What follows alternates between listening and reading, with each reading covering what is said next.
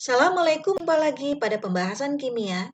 Kali ini kita akan mengenal faktor-faktor yang mempengaruhi laju reaksi yang dipelajari di kelas 11 semester 3.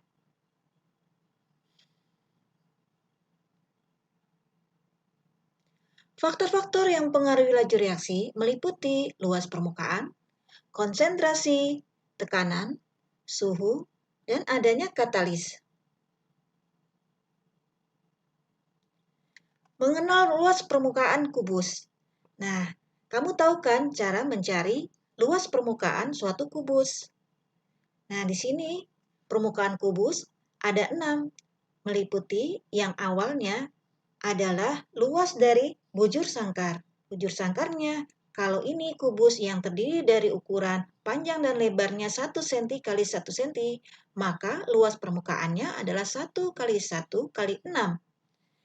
Kalau kita bandingkan kubus yang berukuran 1 cm kali 1 cm ini, maka kalau kita belah menjadi 8 potong, maka akan terdapat 8 luas permukaan kubus yang terdiri dari ukuran 0,5 kali 0,5. Kamu bisa bandingkan sebelum dibelah dengan setelah dibelah, kira-kira luas mana ya?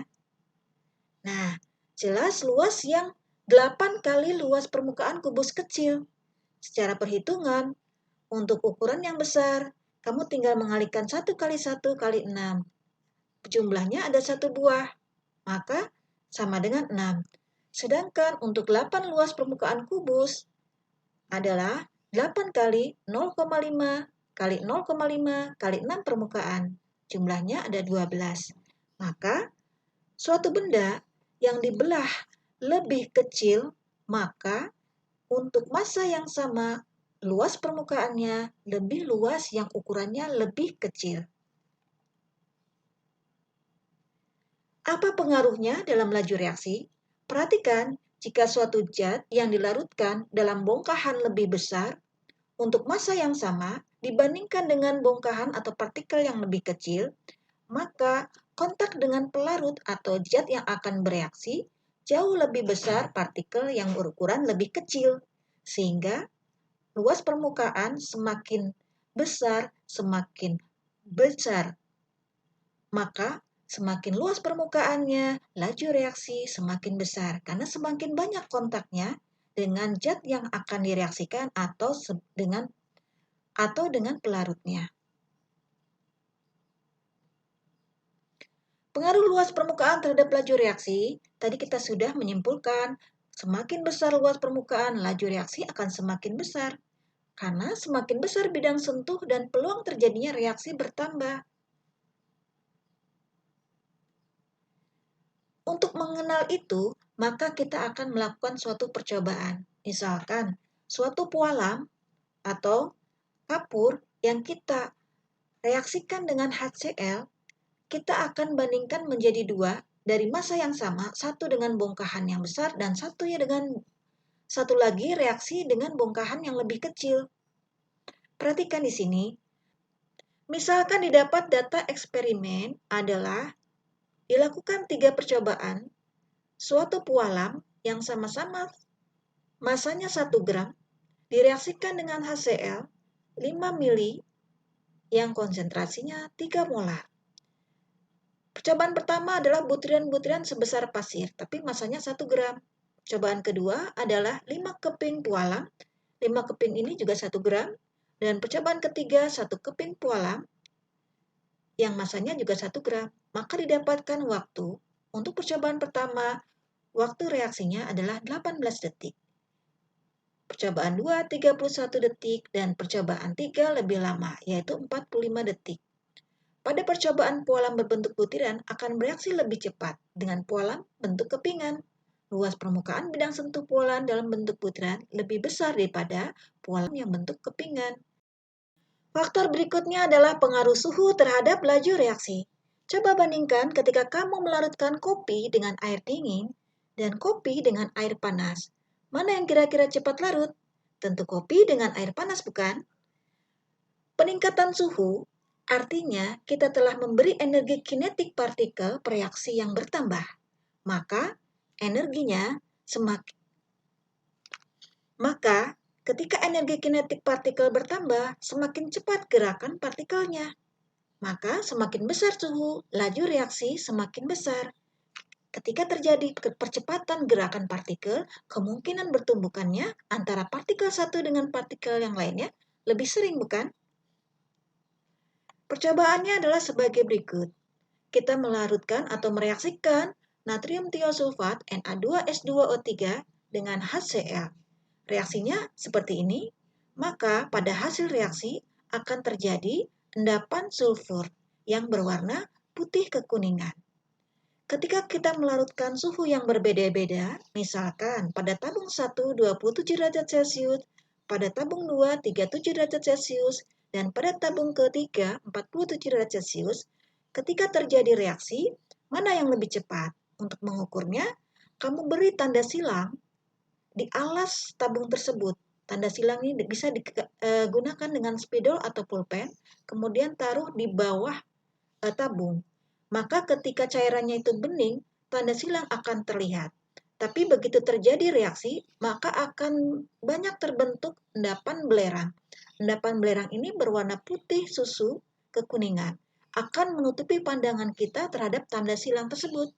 Ketika tanda silang sudah tidak nampak lagi, maka stopwatch dihentikan.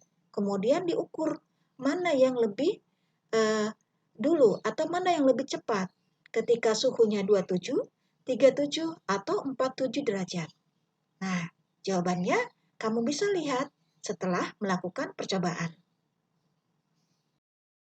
Secara matematis, pengaruh suhu terhadap laju reaksi dapat dihitung menggunakan dua rumus berikut. Yang pertama adalah R2 sama dengan R1 kali konsentrasi A dipangkatkan dengan delta T, atau delta T itu adalah T2 kurangi T1 dibagi T. Untuk menghitung lamanya waktu reaksi dapat digunakan rumus T2 sama dengan T1, 1 per A pangkat delta T atau T2 kurangi T1 dibagi T. Di mana R2 atau boleh kamu menggunakan V, R2 sama dengan laju reaksi pada suhu tertentu, R1 laju awal, T1 sama dengan suhu awal, T2 sama dengan suhu pada V. Maka A sama dengan kelipatan laju reaksinya. Bandingkan T besar adalah suhu pada awal atau pada V2, maka T kecil adalah rata-rata kenaikan suhunya. Lebih jelasnya, lihatlah contoh soal berikut ini. Suatu reaksi berlangsung 2 kali lebih cepat setiap kenaikan suhu 10 derajat Celcius. Maka di sini A adalah 2, karena 2 kali lebih cepat. Kemudian kenaikan suhunya 10 derajat Celcius. Maka T kecilnya adalah 10 derajat Celcius. Jika laju reaksi pada suhu 15 derajat Celcius adalah A molar per detik. Jika laju suatu reaksi adalah 15 derajat Celcius pada suhu A molar per detik, berapa laju reaksi pada suhu 45 derajat Celcius? Dari 15 derajat Celcius ke 45 derajat Celcius adalah 3. Maka di sini nanti A-nya dipangkatkan 3.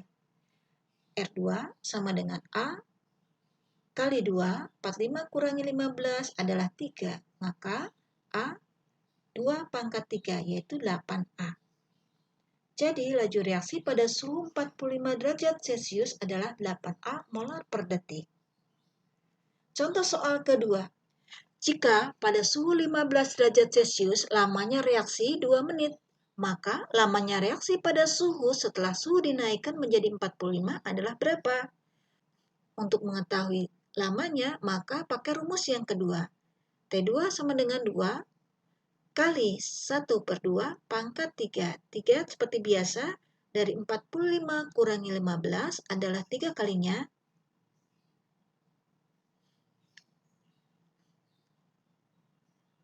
3 adalah 45 kurangi 5.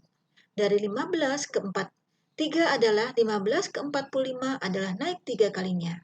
Maka di sini 2 kali 1 per 8. Karena setengah pangkat 3 adalah 1/8. Hasilnya 1/4 menit. Jadi lamanya reaksi adalah 1/4 menit. Berikutnya adalah pengaruh tekanan terhadap laju reaksi. Perhatikan gambar berikut. Dua tabung ini, yang satu tekanannya rendah, maka volumenya perhatikan, volume tabungnya besar. Sedangkan yang kedua ditekan, sehingga volume ruang setelah terjadi penekanan jauh lebih kecil. Nah, ketika terjadi penekanan, volumenya lebih kecil, maka partikelnya kan jumlahnya sama. Partikel itu akan lebih sering bertumbukan di volume ruang yang lebih kecil, bukan?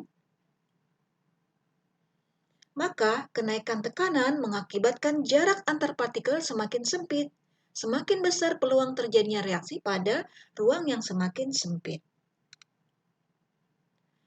Pengaruh berikutnya adalah pengaruh katalis. Perhatikan, ketika terjadi peruraian hidrogen peroksida atau H2O2, maka ketika tidak diberi katalis, pada tabung ini timbulnya gelembung gas O2 itu akan lebih lama. Tetapi ketika diberi katalis, katalisnya adalah kobal klorida, kobal 2 klorida, maka timbulnya gelembung gas O2 ditandai di gambar ini akan lebih cepat. Karena itu, pengaruh katalis dapat mempercepat laju reaksinya. Perhatikan perbedaan katalis.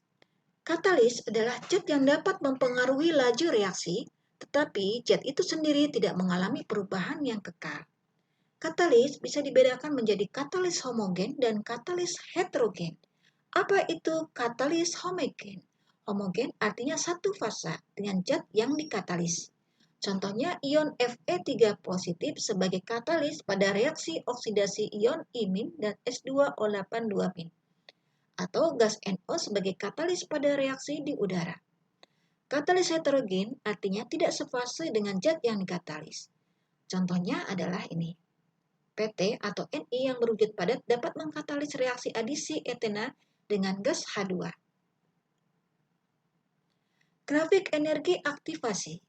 Ketika terjadi reaksi dengan menggunakan katalis, maka terjadi penurunan energi aktivasi, sehingga reaksi berlangsung lebih cepat, karena untuk menjadi reaksi suatu zat harus menaiki atau harus melampaui energi aktivasinya. Ketika energi aktivasi diturunkan, maka zat yang mengalami reaksi akan lebih cepat. Cara kerja katalis. Perhatikan, tanpa katalis, reaksi A dengan B akan melalui reaksi dengan menempuh energi aktivasi A, B berbintang. Di sini akan lebih tinggi. Energi aktivasi yang pertama adalah EA1. Ketika diberi katalis, misalnya katalis X, maka A plus B menjadi X. Kemudian X menjadi Y, ini adalah katalis kedua adalah Y, maka Y menjadi C plus D. Ketika dijadikan C plus D melalui katalis X dan Y, maka X dan Y masing-masing menurunkan energi aktivasinya. Sehingga katalis mempercepat reaksi dengan cara menurunkan energi pengaktifannya. Suatu reaksi kimia akan berlangsung jika terjadi tumbukan-tumbukan antar partikel zat bereaksi. Maka terjadilah yang disebut dengan teori tumbukan. Apa itu tumbukan efektif? Tumbukan yang memiliki arah tumbuk yang tepat dan mempunyai energi yang cukup untuk memutuskan ikatan-ikatan pada zat-zat yang bereaksi. Perhatikan dua gambar berikut. Tumbukan antar reaksi ada yang menghasilkan reaksi dan ada juga yang tidak. Coba amati gambar berikut. Tumbukan dengan energi yang tidak cukup, maka tidak akan menghasilkan reaksi. Molekul terpisah kembali, tumbukan tidak berhasil. Sedangkan pada gambar berikut, tumbukan dengan energi yang cukup, ikatan-ikatannya akan putus dan terbentuk ikatan baru, sehingga molekul Hi terbentuk. Tumbukan berhasil. Perhatikan gambar berikut. Pada reaksi A2 plus B2 menjadi 2AB. Nah, ketika A2 dengan B2 dihasilkan A2 dan B2, ini adalah reaksi yang tidak berhasil. Karena ikatan antara A dengan A tidak lepas, sehingga A dengan B tidak bergabung. Pada kegiatan B, A dengan B dihasilkan tumbukan yang efektif, sehingga ikatan antara A dengan A lepas, B dengan B lepas, maka terjadi ikatan yang baru adalah A dengan B. Syarat tumbukan efektif adalah arah yang tepat dan energi yang cukup. Energi aktivasi adalah energi minimum yang harus dimiliki partikel-partikel atau molekul agar tumbukan menghasilkan suatu reaksi. Nah, perhatikan hubungan antara energi pengaktifan dengan energi yang dilepas atau diserap. Di sini terjadi pada reaksi endoterm. Ketika reaksi menjadi hasil reaksi, harus menempuh suatu energi aktivasi. Ini menghasilkan suatu delta H. Untuk koordinat berikutnya, pada reaksi eksoterm, maka delta H itu harus ditempuh, kemudian energi aktivasi juga harus ditempuh. Maka untuk menjadi reaksi dan hasil reaksinya menempuh 2 kali, baru dia menghasilkan suatu reaksi. Perhatikan perbedaannya antara reaksi endoterm dengan reaksi eksoterm. Di mana di sini delta H pada reaksi endoterm bernilai positif, sedangkan pada reaksi eksoterm delta H bernilai negatif.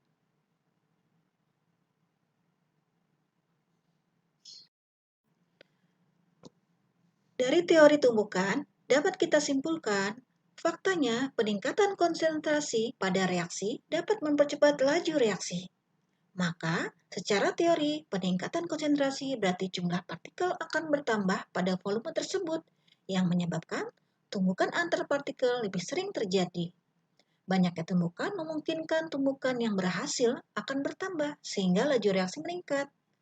Sedangkan pada fakta peningkatan suhu dapat mempercepat laju reaksi, suhu suatu sistem adalah ukuran dari rata-rata energi kinetik dari partikel-partikel pada sistem tersebut. Jika suhu naik, maka energi kinetik partikel akan bertambah, sehingga kemungkinan terjadi tumbukan yang berhasil akan bertambah. Pada fakta penambahan luas permukaan bidang sentuh akan mempercepat juga laju reaksi. Makin besar luas permukaan, menyebabkan tumbukan makin banyak, karena makin banyak bagian permukaan yang bersentuhan, laju reaksi makin cepat. Katalis juga dapat mempercepat reaksi.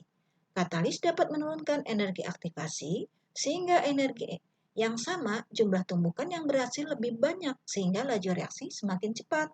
Itulah teori tumbukan yang menjawab fakta-fakta di atas. Nah, setelah kita belajar faktor-faktor yang mempengaruhi laju reaksi, serta teori tumbukan, marilah kita kerjakan latihan berikut. Sampai jumpa pada pembahasan berikutnya. Assalamualaikum warahmatullahi wabarakatuh.